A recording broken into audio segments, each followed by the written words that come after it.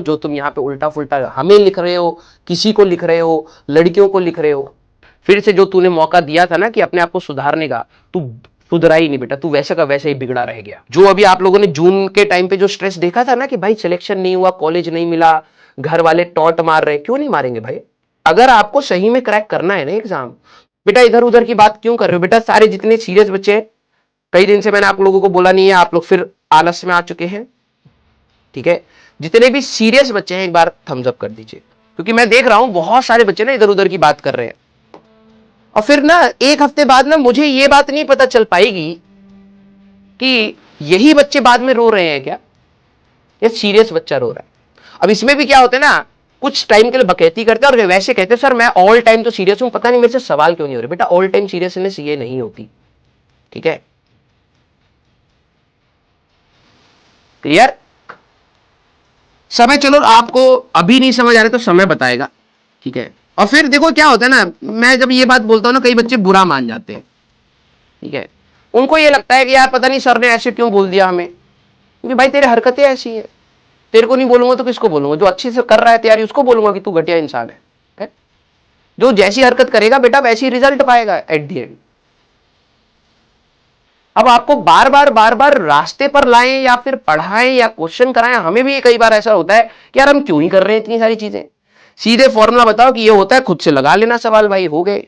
एक सवाल करा देंगे या फिर वो भी नहीं कराएंगे। मतलब क्या चाहिए आप सभी लोगों को? नया बैच चाहिए आप लोगों को, आपको लग रहा है वहीं से सक्सेस मिल जाएगी? भाई देख, सक्सेस पाने वाले जो बंदे होते हैं ना, इस एग्जाम की बात कर रहा हूं, लाइफ में नहीं, लाइफ तो बहुत बड़ी है। इस एग्जाम में अगर आपको सही में क्रैक करना है ना एग्जाम, तो ये एग्जाम आपसे बहुत सारी चीजें डिमांड करता है।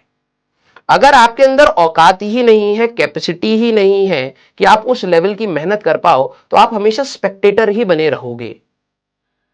और मैं आपको पहले ही बता रहा हूं, 40,000 रैंक के बाद अगर आपकी आई तो it's equal to 10 lakh rank. अगर आपका एम था कि एक अच्छे कॉलेज में, एनआईटी या फिर आईआईटी में जाना है, अब मैं आपको सही बात बोल दूंगा तो फिर आपको दुख हो जाएगा, डिमोटिवेशन हो जाएगी। अगर आप 40 या 50,000 रैंक के बाद हैं, that is equivalent to 14 lakhs, 13 lakhs, 11 lakhs, 10 lakhs. This is the true competition. बस बोलते नहीं है हम लोग ये बात। अब वो 40,000 के अंदर आने की ना हिम्मत होनी चाहिए बेटा। तो तुम यहां पे तब से लिखे जा रहे हो, लिखे जा रहे हो, लिखे जा रहे हो ना, समझ आ जाएगा। बस कुछ महीने रुक जा, बस ठीक है, 2-3 महीने रुक जा। तू बोलेगा कि सर मंजिल ले आओ, मंजिल भी आएगी। मंजिल में भी हम लोग उसी इंटेंशन से पढ़ा देंगे तुम्हें, मान कर कि यार चल ठीक है भाई, किसी बच्चे का कुछ नुकसान हुआ होगा, पढ़ लेगा, कुछ बेनिफिट होगा, हम तो पढ़ा देंगे। लेकिन तू ये सोच कि 3 साल होने जा रहे हैं तेरे को, 10वीं पास किए हुए 3 साल होने जा रहे हैं, ये जैसी तू एग्जाम देगा अप्रोक्सीमेटली 3 साल हो गए। तूने अपने लिए क्या किया है? तूने अपने लिए क्या किया है? तूने मेजॉरिटी टाइम में कामचोरी ही की रही है बेटा। इसमें से कई सारे बच्चे होंगे जो सीरियस होंगे, वो निकल जाएंगे, और फिर तुम ना अगले साल फिर ना ऐसे ही बच्चे होते हैं जो टॉपर्स को भी घर आने लगते हैं, क्योंकि उनसे ना किसी की भी सक्सेस देखी नहीं जाती, किसी की भी हैप्पीनेस नहीं देखी जाती। आप में से कई ऐसे बच्चे होते हैं जो कोई भी टॉपर, भले वो कैटेगरी रैंक का भी क्यों ना हो, अपनी मेहनत से गया तो वहां पर तुम्हें उसमें भी जलन दिखती है कि अच्छा कैटेगरी थी ना इसीलिए आ गया। भाई तेरे में औकात है तो तू अपनी कैटेगरी में कर ले, कर लेना भाई। तू पहले प्रूव कर अपने आप को, फिर तू ये बात बोलना कि ये जस्टिस था या नहीं था। मैंने इतने सैडिस्ट बच्चे भी देखे हैं कि अगर किसी बच्चे ने, ठीक है, मैं उस चीज पे जज नहीं कर रहा कि भाई वो कैटेगरी रैंक होनी चाहिए या नहीं होनी चाहिए, वो मेरे औकात की बात ही नहीं है। वो तो भाई गवर्नमेंट देखे, वही सुप्रीम कोर्ट देखे, और वही लोग देख सकते हैं, लॉ मेकर्स देखेंगे कंट्री के। मैं तो उसको फॉलो करने की बात कहूंगा ना। मैं अपने स्टूडेंट को ये बात बोलूंगा, अगर भाई देख तू इस कैटेगरी में है तो तेरे को इतने मार्क्स चाहिए क्वालिफाई करने के लिए। अब वो जस्टिस है या नहीं है, तू मेरे से मत बात कर, तेरे को अगर है तो तू जा भाई सुप्रीम कोर्ट में जस्टिस की बात कर। मैं तेरे को पढ़ाने के लिए लाया था, और मैं अगर तेरे को पढ़ा रहा हूं तो तेरे को कितने मार्क्स चाहिए वहां तक जाने के लिए, वो मैं तेरे को बता सकता हूं। अब तुम में से कई सारे ऐसे सैडिस्ट बच्चे होते हैं कि जो मेहनत कर रहा है ना, उसकी मेहनत पर भी थूकने में 2 सेकंड नहीं लगाते, और भले अपनी पूरी जिंदगी भर कुछ नहीं किया। भाई अगर तुम्हें सही में सिलेक्शन चाहिए, ठीक है, तो आपको ढंग से मेहनत करनी पड़ेगी। अब इसमें अब आप, मेरे को पता है, मैंने ये वाली कैटेगरी वाली बात बोली है ना, इसमें बहुत बड़े बड़े ज्ञानी आ जाएंगे अचानक से, हाँ इनको तो ये होता है, आप क्या दर्द समझोगे हमारा।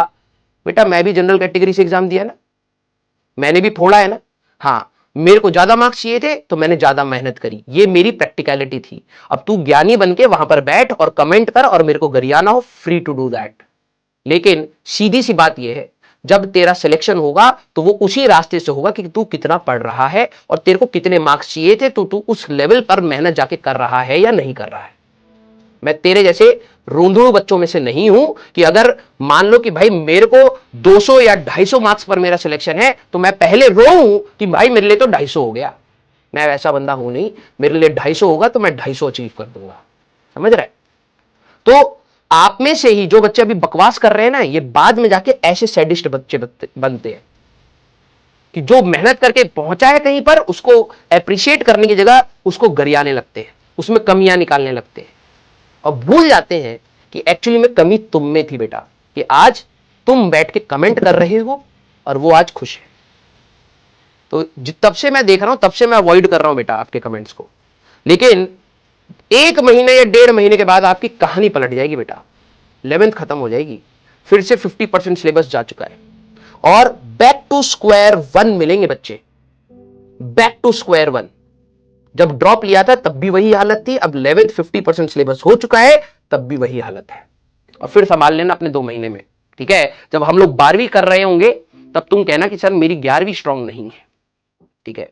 फिर से जो तूने मौका दिया था ना कि अपने आप को सुधारने का, तू सुधरा ही नहीं बेटा, तू वैसे का वैसे ही बिगड़ा रह गया। और बहुत बेसिक सी चीजों की दिक्कत है आपके अंदर, बहुत बेसिक सी चीजों की दिक्कत है। पहली आपकी सोच की दिक्कत है, आपको यह लग रहा है कि दूसरा ही करके देगा तो ही होगा, तो भाई अगर दूसरा करके भी दे देगा ना तब भी नहीं हो पाता कहीं होगा। समझ जाए इस चीज को। और मैं कितनी बार आप सभी लोगों को बोला है, ठीक है, कितनी बार आप सभी लोगों को बोला है कि आपकी ये लड़ाई है, आपको ये लड़नी है, इंडिविजुअल लड़ाई है। कुछ लोग मदद कर सकते हैं आपके लिए लेकिन लड़ेंगे नहीं आपके लिए, लड़ना आप ही को पड़ेगा। और this is a true fact, आप में से बहुत सारे बच्चे शायद सिलेक्ट ना हो, ठीक है? तो जो अभी आपको शायद हंसी मजाक लग रहा है वो सब उतर जाएगा अगले जून में। जो अभी आप लोगों ने जून के टाइम पे जो स्ट्रेस देखा था ना कि भाई सिलेक्शन नहीं हुआ, कॉलेज नहीं मिला, घर वाले टॉन्ट मार रहे, क्यों नहीं मारेंगे भाई, क्यों नहीं मारेंगे?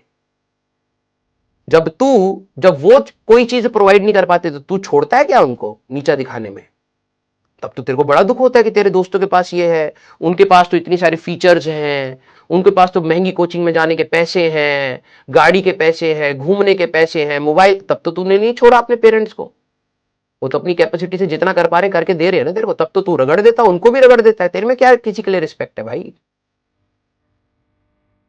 अगला जून आने दे बेटा, फिर से बैक टू स्क्वायर वन मिलेगा और फिर तू ढूंढ रहा होगा कोई मुझे ये बता दे कि अब करना क्या चाहिए।